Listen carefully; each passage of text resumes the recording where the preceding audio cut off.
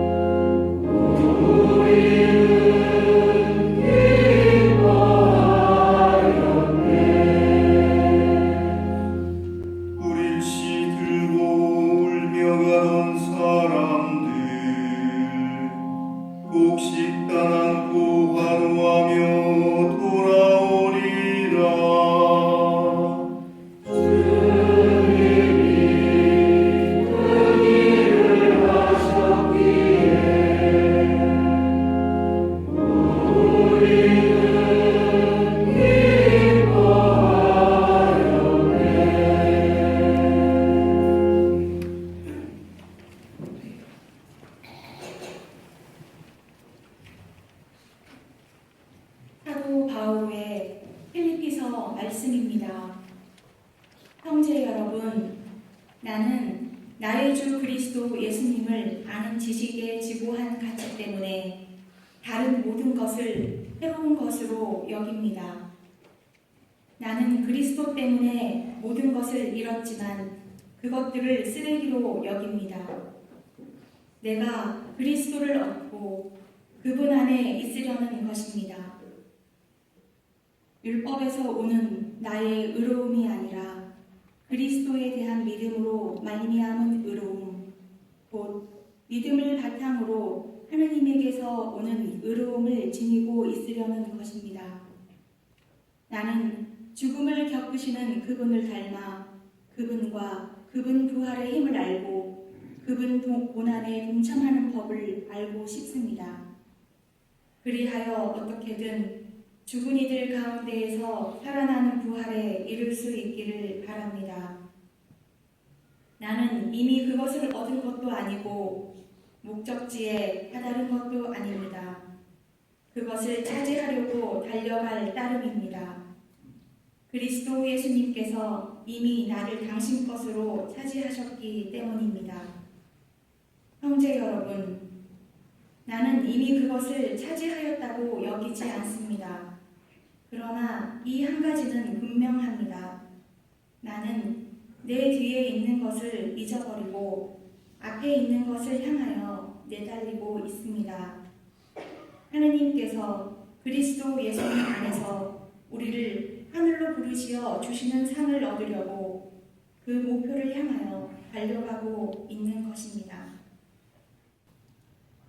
주님의 말씀입니다.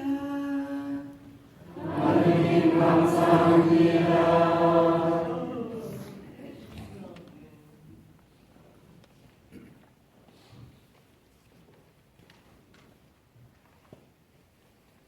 모두 일어서서 복음 한 웃음을 합성하겠습니다. 이리오 진리요 생명이신 그리스도님 찬미 받으소서. 이리오 진리요 생명이신 그리스도님 찬미 받으소서. 주님이 말씀하신다. 나는 너그럽고 자비로우니 이제 마음을 다하여 나에게 돌아오너라. 이리오 진리요 생명이신 그리스도님 찬미 받으소서. 주님께서 여러분과 함께 완사와 함께 요한이 전한 거룩한 복음입니다. 주님 영광 받으소서. 그때 예수님께서는 올리브 산으로 가셨다. 이른 아침에 예수님께서 다시 성전에 가시니 온 백성이 그분께 모여들었다. 그래서 그분께서는 앉으셔서 그들을 가르치셨다. 그때 율법학자들과 바리사이들이 가늠하다 붙잡힌 여자를 끌고 와서 가운데에 세워놓고 예수님께 말하였다. 스승님, 이 여자가 가늠하다 현장에서 붙잡혔습니다. 모세는 율법에서 이런 여자에게 돌을 던져 죽이라고 우리에게 명령하였습니다. 스승님 생각은 어떠하십니까? 그들은 예수님을 시험하여 고소할 구실을 만들려고 그렇게 말한 것이다. 그러나 예수님께서는 몸을 굽히시어 손가락으로 땅에 무엇인가 쓰기 시작하셨다. 그들이 줄곧 물어대자 예수님께서 몸을 일으키시어 그들에게 이르셨다. 너희 가운데 죄 없는 자가 먼저 저 여자에게 돌을 던져라. 그리고 다시 몸을 굽히시어 땅에 무엇인가 쓰셨다. 그들은 이 말씀을 듣고 나이 많은 자들부터 시작하여 하나씩 떠나갔다. 마침내 예수님만 남으시고 여자는 가운데 그대로 서 있었다. 예수님께서 몸을 일으키시고 그 여자에게 여인아, 그 자들이 어디 있느냐? 너를 단죄한 자가 아무도 없느냐? 하고 물으셨다. 그 여자가 선생님, 아무도 없습니다 하고 대답하자 예수님께서 이르셨다. 나도 너를 단죄하지 않는다. 가거라. 그리고 이제부터 다시는 죄짓지 마라. 주님의 말씀입니다. 그리스도인 찬양이라. 모두 앉아서 사제의 강론을 듣겠습니다.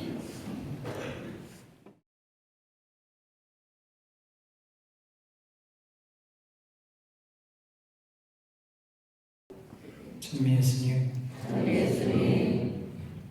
성동림 신부입니다. 존경하는 고승원 신부님 초대로 이 미사에 여러분들과 은혜롭게 함께하고 있습니다. 여러분들에게 뜻깊은 사순식이 되시길 바라보면서 강론 시작하겠습니다. 제가 1997년에 사제 석품을 받았습니다. 사제 석품을 받으면서 석품식 도중에 제가 하느님께 3가지 약속을 했습니다. 첫 번째가 어린아이를 비롯해서 누구에게나 제가 존댓말을 쓰겠습니다. 첫 번째 약속이고, 두 번째는 최대한 신자들에게 상처를 주지 않겠습니다. 세 번째는 나중에 기회 되면 말씀드리겠습니다. 이 첫 번째 존댓말 쓰겠습니다. 두 번째 최대한 신자분들에게 상처를 안 주겠습니다. 이 배경에는 이 말에 의한 상처, 언어로 인한 상처, 아니면 모습이나 삶이나 행동에 의한 상처를 삼가하겠습니다. 조심하겠습니다라는 이런 배경이 있습니다. 처음에 제가 사제가 되면서 이 강론하는 게 그렇게 부담스럽고 어려웠습니다. 신부인들 가운데 강론 잘하시는 신부인들 보게 되면 너무너무 부럽고 존경스럽고 사실은 또 열등감도 많이 느꼈고요. 그런데 사제 생활이 지금 19년째 되다 보니까 제 자신도 모르게 이 말이 자연스럽게 나오게 됩니다. 사제 석품 받고서 처음에는 말을 못해서 좀 고민을 했는데 이제는 말을 좀 줄여야 되겠다, 말을 너무 많이 하지 말아야 되겠다 고민하게 됩니다. 사실은 제가 강론하지 않더라도 바람이 강론을 하고, 별이 강론을 하고, 자연이 강론을 하고, 나무가 강론을 하고, 해와 달이 강론을 하는데, 또 사실은 이 자리에 계신 여러분들도 저보다 인생의 연륜도 깊고 사실은 다른 무슨 말이 필요하겠습니까? 근데 그럼에도 불구하고 어쨌든 말을 한다면 좀 더 살리는 말을 해야 되겠다, 이런 생각을 가끔씩 하게 되고 반성하게 됩니다. 제가 언젠가 한 자매님한테 이런 얘기를 들었습니다. 신부님 때문에 제가 이혼하지 않고 삽니다 하더라고요. 그래서 무슨 말인가 싶었거든요. 제가 잊을만 하면 이제 연락이 오는데 저한테 큰 은혜를 입었다는 겁니다. 그래서 한 번은 들었습니다. 근데 제가 석품 받은 지 얼마 안 돼서 그 자매님이 결혼을 하게 됐는데 그 자매님한테 제가 이런 얘기를 했답니다. 절대 이혼하지 마십시오. 어떤 경우에도 이혼하지 마십시오. 근데 저는 그걸 잊어버렸고 또 그 자매님한테 했다는 것조차도 의식을 못한 겁니다. 그 같이 청년회 활동했던 그 청년이었었는데 제가 보좌 신부 때. 그런데 그 자매님은 제가 이혼하시면 안 됩니다라는 그 말마디를 아주 크게 강하게 의식하고서 그 가정의 위기가 왔을 때 저의 말이 생각이 나서 이혼을 안 했다는 겁니다. 이 사실은 제가 마음에 담아서 한 이야기일 수도 있지만은 우리들이 주고받는 그 언어가 가정을 지켜주기도 하고 가정을 깨기도 하고 사람을 살리기도 하고 사람을 죽이기도 하는 것 같습니다. 오늘 사순 5주간 요한복음 8장 1절부터 11절 사이에 말씀 봉독되어 있습니다. 예수님께서 올리브산으로 가셨습니다. 그리고 아침에 성전에 가셨는데 많은 사람들이 성전에 모여 있었습니다. 그때 바리사이들과 율법학자들이 한 여인을 데리고 옵니다. 그 여인을 데리고 와서 예수님께 심판해달라고 이렇게 이야기를 합니다. 그 여인이 어떠한 여인이었는가 하면 당시 율법에 의해서라면 그야말로 돌로 맞아 죽을 수 있는 그런 죄를 범한 겁니다. 간음을 범한 겁니다. 가늠한 여인이었습니다. 참 난감한 상황이었습니다. 왜냐하면 예수님께서 그 율법학자와 바리사이들이 스승님 생각은 어떻습니까? 이 여인을 법대로 율법대로 처리해야 되는데 당신 생각은 어떻습니까? 이거죠. 근데 참 난감한 게 율법대로 처리하게 되면 평상시에 예수님께서 사랑에 대해서 말씀하셨는데 그야말로 정말 난감한 상황. 그렇다고 또 이 법대로 처리하지 않게 되면 예수님께서는 법을 어긴 그런 인물이 되어버립니다. 이러지도 저러지도 못할 상황에서 예수님께서 한마디를 하십니다. 너희 가운데 죄 없는 자가 먼저 저 여자에게 돌을 던져라.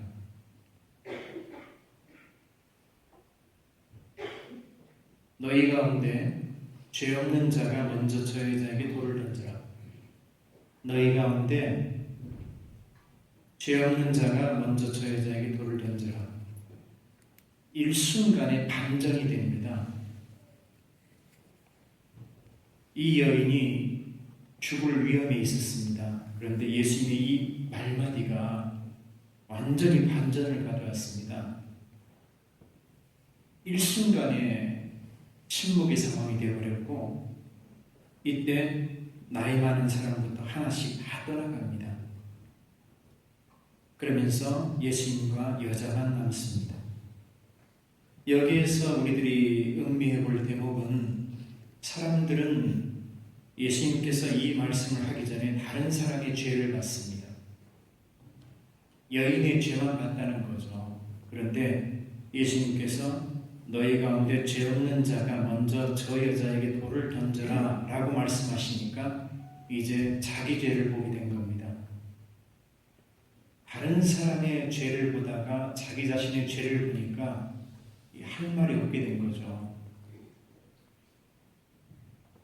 우리들이 다른 사람의 죄를 보다 보면 무자비해집니다. 그런데 자기 자신의 죄를 보게 되면 자비로워집니다. 지금 사순 5주간 보내고 있습니다. 사순 시기는 제 수요일부터 예수 부활 대축일까지 예수님의 순환과 죽음을 묵상하면서 회개, 참회, 극기, 희생의 자세로 보내게 됩니다. 특별히 올해 사순 시기는 뜻깊은 시기인 것이 프란시스코 교황님께서 자비의 해로 선포하신 아주 뜻깊은 해입니다. 사실 전반적으로 보게 되면 사순 시기에는 좀 더 우리들이 확대하게 되면 예수님의 사랑을 생각하게 되고 또 예수님의 자비하심을 묵상하게 됩니다. 루카복음 6장 27절 이하를 보게 되면 이런 말씀이 나옵니다. 이제 내 말을 듣는 사람들아 잘 들어라. 너희를 미워하는 사람들에게 잘해주고 너희를 저주하는 사람들을 축복해 주어라. 그리고 너희를 학대하는 사람들을 위하여 기도해 주어라. 너희가 만일 자기를 사랑하는 사람만 사랑한다면 칭찬받을 것이 무엇이겠느냐? 죄인들도 자기를 사랑하는 사람은 사랑한다. 너희가 만일 자기한테 잘해주는 사람에게만 잘해준다면 칭찬받을 것이 무엇이겠느냐? 죄인들도 그만큼은 한다. 그러므로 너희 아버지께서 자비로우신 것 같이 너희도 자비로운 사람이 되어라.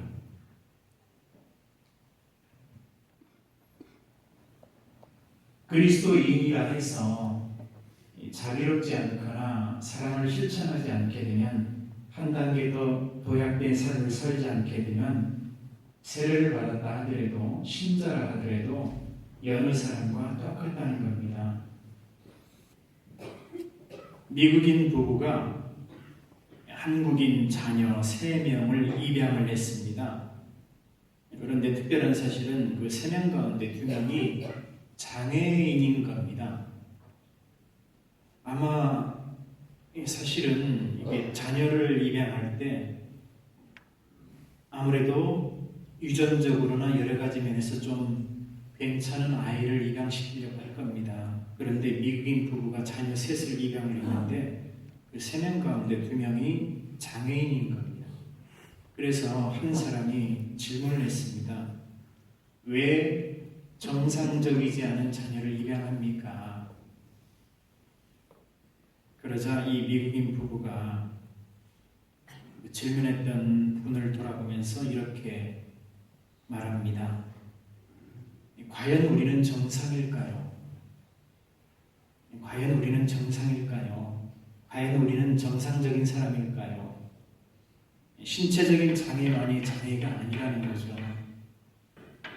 언젠가 동물의 왕국에 가장 잔인한 동물, 늑대로 판명이 되는 그런 내용이 나왔었습니다. 동물 가운데 늑대가 가장 잔인하답니다.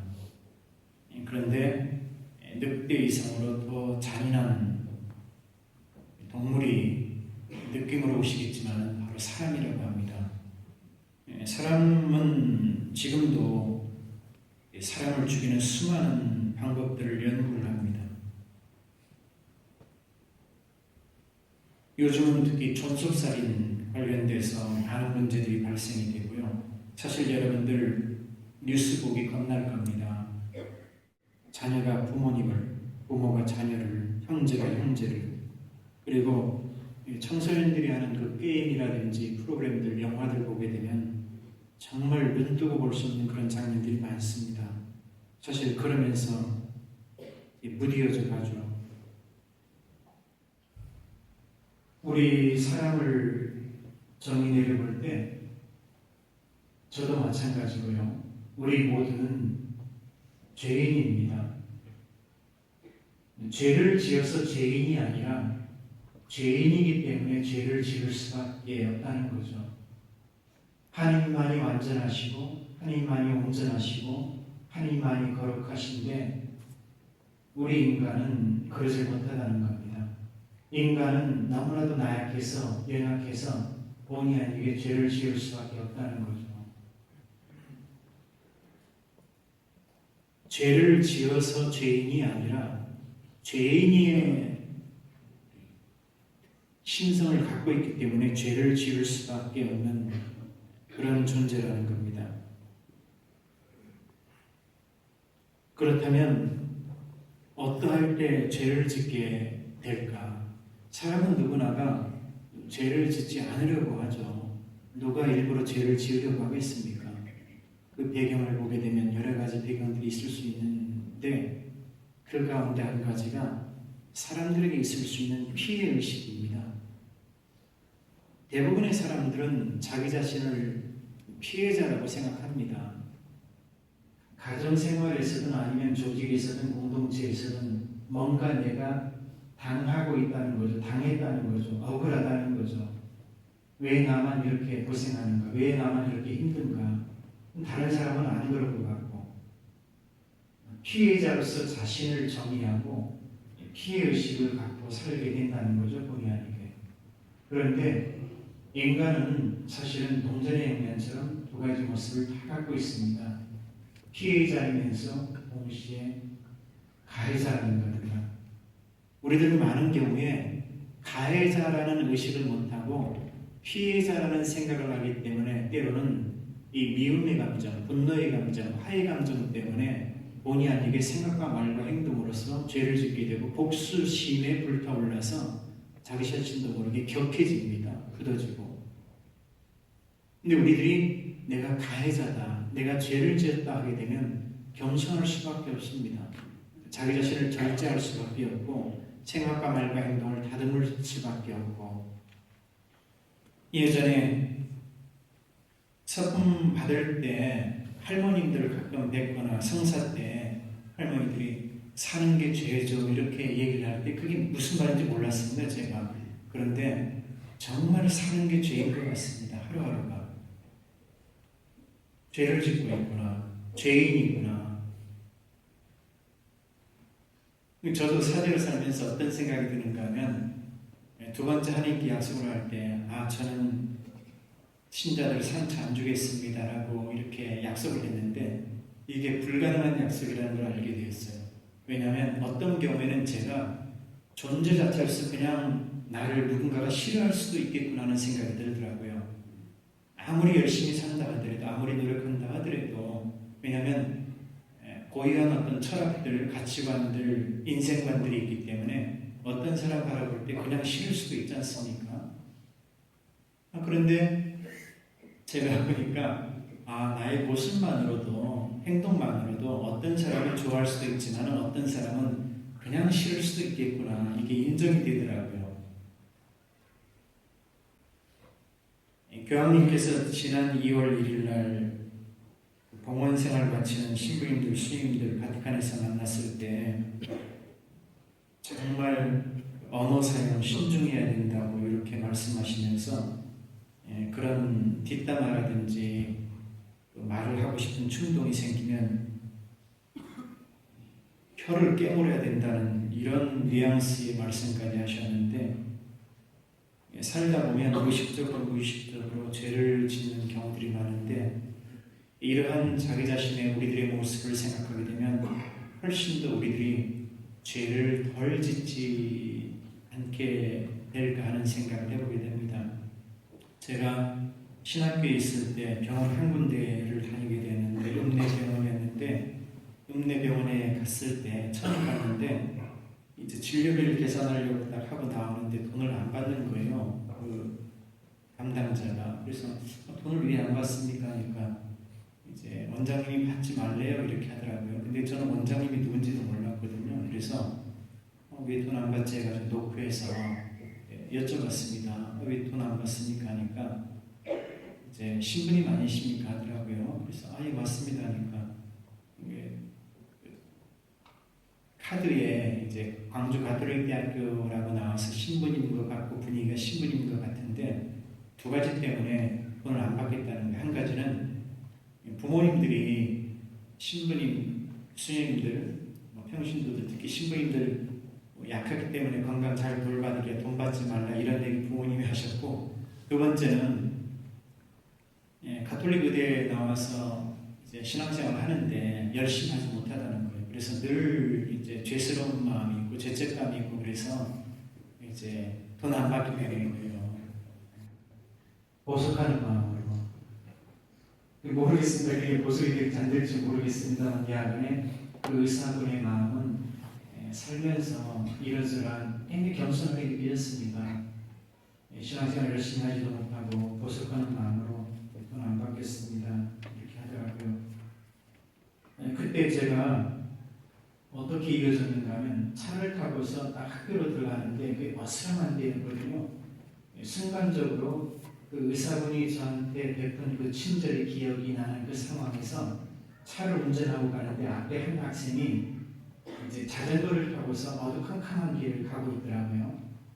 시골길이었는데, 그래서 제가 앞서갈까 하다가 뒤에서 가만히 제 차로 그 학생이 집에 들어갈 때까지 그 자전거 불을 밝혀줬습니다. 그 자전거에 불이 없더라고요. 그래서 그 학생이 집에 들어가니까 제가 서둘러서 학교로 돌아왔는데, 사회생활하면서 우리들이 받는 친절, 배려, 호의 정말 고맙죠. 감사하죠. 이게 꼬리에 꼬리를 물어서 우리 사회를 기분 좋게 하는 것 같습니다. 통계를 보니까 요즘 우리나라 10대 그리고 50대의 사람들이 정신질환이 굉장히 높다고 합니다. 10대는 그 입시 경쟁으로 인한 스트레스, 50대인 경우에 은퇴를 염두에 두게 되죠. 노후라든지 또 신체 기능들 저하되고, 그러다 보니까 많이 불안해하고 수면장애에 시달리기도 하고 우울증을 겪기도 하고 그런다는데, 한 가지 분명한 사실은 우리 모두는 사랑이 필요한 사람들이라는 겁니다. 그런데 많은 경우에 이 세상을 살다 보면 자기 자신도 모르게 사랑을 건네야 되는데 반제를 하기 시작한다는 겁니다. 요한일서 3장을 보면 이런 말씀이 나옵니다.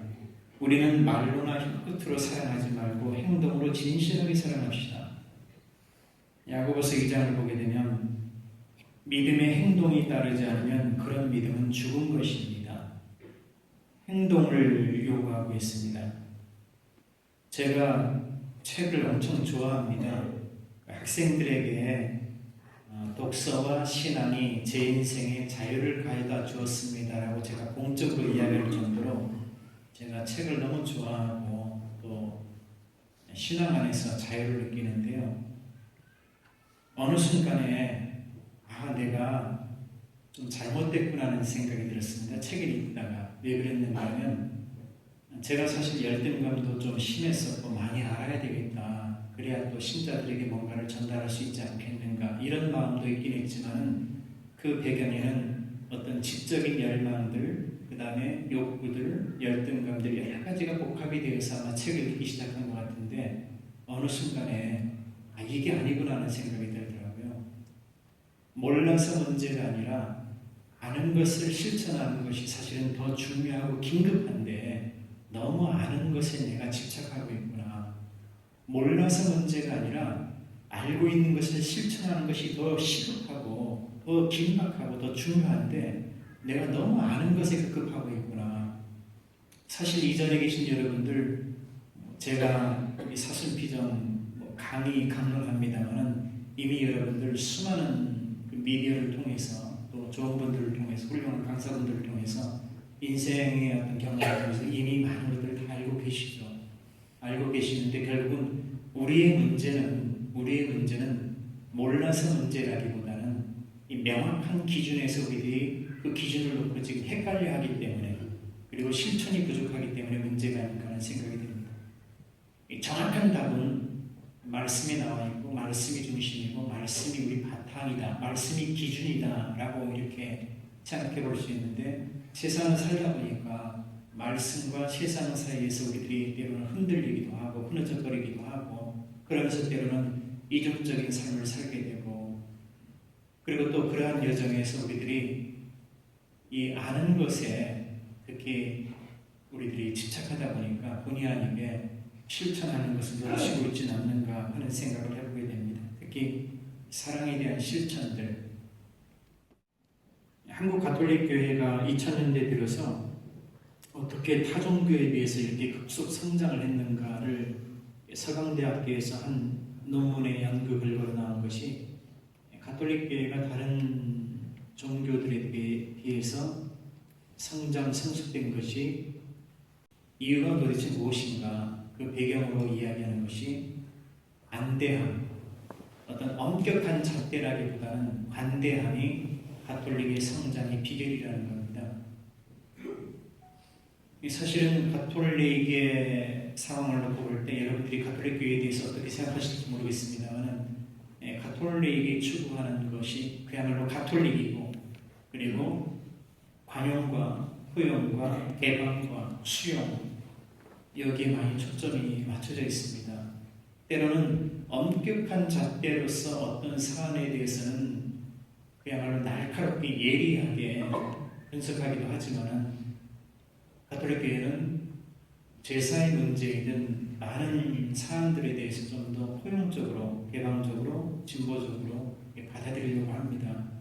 그런 마음들이 결국은 가톨릭 교회의 성장의 비결이라는 것이고 이런 면에서 좀 더 근본적으로 들어가게 되면 하나님의 사랑이 교회의 성장을 가져왔다. 그리고 또 신자분들의 그 사랑, 이타적인 사랑이 결국은 교회의 성장을 가져왔다라는 거고 이렇게 분석할 수 있다는 거죠. 사순식 예수님의 순환과 죽음을 묵상하게 되는데 좀 더 들어가게 되면 사순식의 참 마음 아픈 것이 예수님이 배신을 당했다는 겁니다. 아마 여러분들도 지내시면서 가장 사랑하는 사람에게 믿었던 사람에게 배신을 당했을 때 그 상처는 엄청나게 여러분의 몸과 마음과 영혼을 훼손시킬 겁니다. 그런데 예수님께서 배신을 당했음에도 불구하고 결국은 사랑의 길로 예수님께서는 다시 나서시죠. 마하트마 간디가 이런 말씀을 하셨습니다. 나는 그리스도를 사랑한다. 그러나 나는 그리스도인들을 사랑하지는 않는다. 왜냐하면 그들은 그리스도를 닮지 않았기 때문이다. 나는 그리스도를 좋아한다. 그러나 나는 그리스도인을 좋아하지는 않는다. 왜냐하면 그리스도인들은 그리스도의 가르침대로 살지 않기 때문이다. 이게 참 우리 마음을 아프게 하는 메시지입니다. 사제인 저를 비롯해서 마하트마 간디가 그리스도는 존경하고 그리스도는 좋아하는데 그리스도인들은 그리스도인의 가르침대로 살지 않기 때문에 나는 좋아하지 않는다라고 이렇게 대놓고 이야기하고 있습니다. 우리들이 누구보다도 예수님을 사랑하는데 사실은 예수님 사랑하는 것 이상으로 중요한 것이 바로 예수님처럼 사랑하는 겁니다. 예수님을 사랑하고 예수님만을 사랑하는 것도 중요하지만 예수님처럼 사랑하는 것은 정말 예수님의 그 사랑의 삶을 실천하는 아주 역동적인 모습이라는 거죠. 예수님을 사랑하는 것도 중요하지만 예수님처럼 사랑하는 것은 더 중요하다. 예수님은 복음서 곳곳에서 그 사랑의 모습을 보였습니다. 특히 루카복음 15장 보게 되면 길 잃은 한 마리 양의 비유를 통해서 예수님께서 그 한 마리 길 잃은 양을 찾아 나서는데 이게 자본주의 논리라든지 다른 인간적인 어떤 논리 안에서는 이것은 실패의 길입니다. 왜냐하면 99마리 양을 놔두게 되면 놔두고 한 마리 길 잃은 양을 찾아 떠나는데 이 99마리 양이 어떻게 될지 모르거든요. 위험할 수도 있고 또 우리들 국회라든지 민주주의 그 형태 안에서 다수결의 원칙을 많이 이야기하지 않습니까? 긍정적인 부분도 있지만 때로는 위험성도 있죠.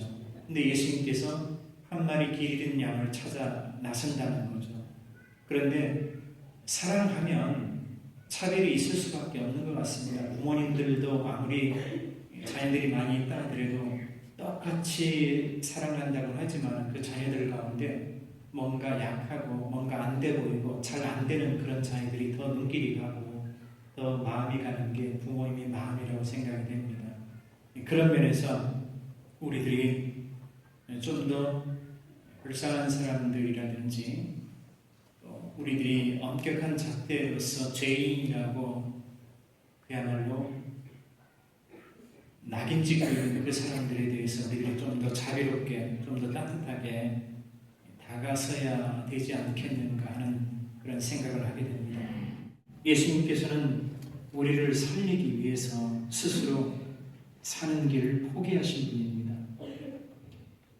살 수도 있었는데 그 사는 것을 예수님께서 포기하셨다는 거죠. 그런데 결국은 그 사는 길에 대한 포기가 결국은 사는 길이었다는 거죠.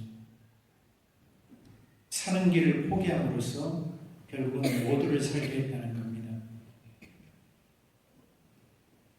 요한복음 21장에 보게 되면 예수님께서 베드로에게 질문을 합니다. 이 말씀 드리면서 마치겠습니다. 가톨릭 교회의 첫 번째 초대 교황이라고 하죠. 베드로. 인터뷰 면접을 하는데 요한복음 21장에 나오는데 예수님께서 베드로에게 묻습니다. 너는 이들보다 나를 더 사랑하느냐? 나를 더 사랑하느냐? 나를 더 사랑하느냐? 3번이나 묻습니다. 그때마다 베드로는 예, 주님 사랑합니다. 이렇게 고백합니다. 우리들이 무엇을 사랑하고 있는가? 예수 그리스도를 사랑하게 되면 모든 것을 사랑하게 됩니다. 그러나 예수 그리스도를 후순위에 놓고 사랑하게 되면 사실은 신앙생활의 결실도 그리고 신앙생활의 맛도 제대로 느끼지 못할 수 있습니다. 오히려 자녀를 더 사랑하고 가족을 더 사랑하고 세상을 더 사랑하기 위해서는 역설적으로 예수 그리스도를 더 사랑해야 된다는 겁니다.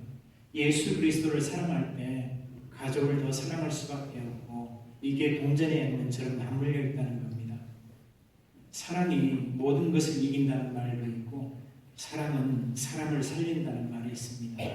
이 사순식이 예수님의 희생으로 예수님의 순환으로 예수님의 죽음으로 모두를 살리셨습니다.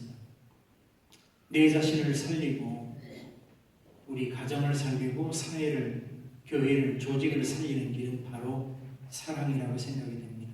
그러면 사랑하기 위해서는 어떻게 해야 될 것인가?